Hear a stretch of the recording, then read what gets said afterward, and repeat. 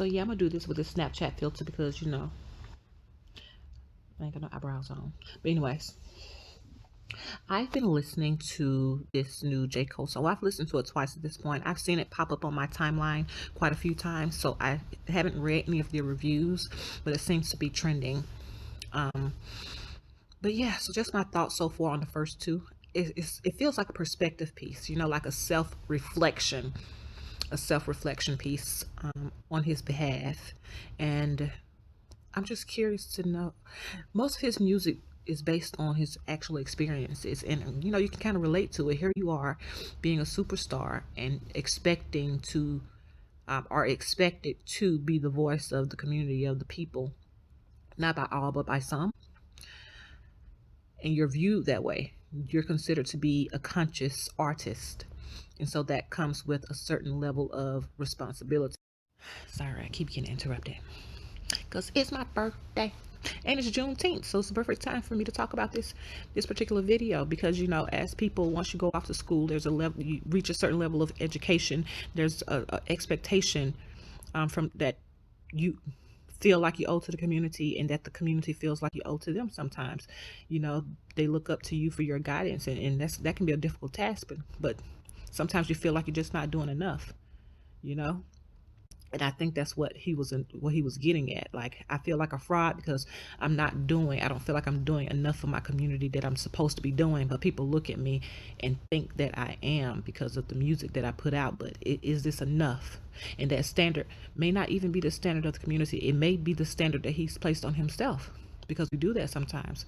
We place these really high standards for ourselves, and it's almost impossible to reach. I don't know. And to be honest, I think most of us, you know, we have our thoughts at first, and then those of us that self-reflect find, well, we correct our initial thoughts, because our initial thoughts are just that. I mean, we're human, we have those thoughts.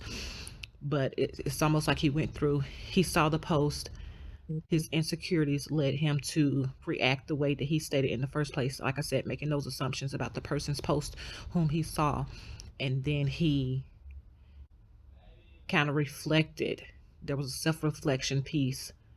um But yeah, it seems like a reflective piece, like someone strolling through their timeline and reflecting on what they're seeing. And it seems like he's come across this person's Instagram, and these are the thoughts that run to his mind because he feels guilty about the actions that he has not um, put into place, his lack thereof self, because there's this particular standard that has been set for him, or that he has set for himself, and he sees this post about this woman, and he's making these assumptions about this woman and her lifestyle, and it's really playing on his own insecurities. So the first part is his initial reaction, and the second part is him reflecting on how that made him feel about his position in this fight that we currently find ourselves in.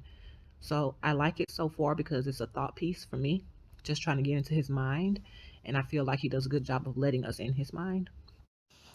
I don't know, I'm just kind of rambling right now because these are my first, so I may think about it and I may change, you know, my thoughts on this particular video, or maybe over the course of the weekend I may view some other people's perspective, and that may influence my perspective.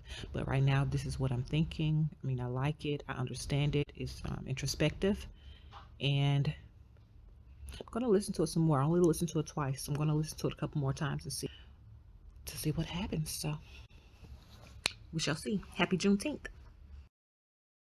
Birthday to me. Happy birthday to me.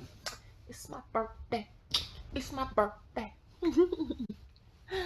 Ooh, so I'm just, uh oh, my bad.